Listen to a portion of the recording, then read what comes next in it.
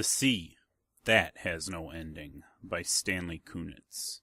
The poem begins with an epigraph which describes the painting it's based upon, Green Sea, by Philip Guston. The epigraph comes from Master Paintings in the Art Institute of Chicago and reads, "Green Sea is one of a series of paintings Guston did in 1976, featuring a tangle of disembodied legs, bent at the knees and wearing flat, ungainly shoes, grouped on the horizon of a deep green sea against a salmon-colored backdrop. Its meaning eludes us. Who are we? Why are we here, huddled on this desolate shore, so curiously chopped and joined? Broken totems, a scruffy tribe. How many years have passed since we owned keys to a door, had friends, walked down familiar streets and answered to a name? We try not to remember the places where we left pieces of ourselves along the way, whether in ditches at the side of foreign roads or under signs that spell for hire, or naked between the sheets in cheap motels. Does anybody care? All the villagers have fled from the sorry sight of us.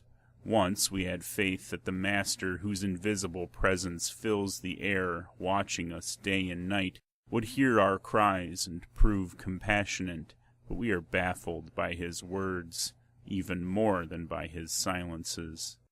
When we complain of the fierce sun and the blisters popping in our skin, he turns our suffering against us. A great wound, one you could claim your very own, might have saved you.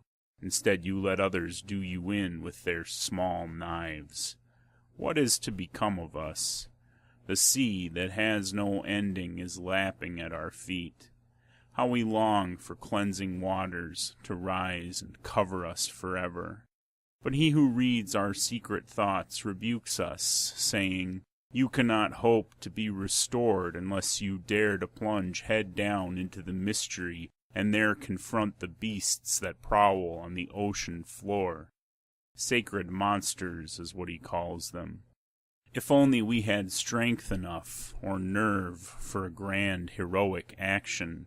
Habit has made it easier for us to wait for the blessing of the tide. It's really strange how much we miss those people who came to gape and jeer. We'd welcome their return for company.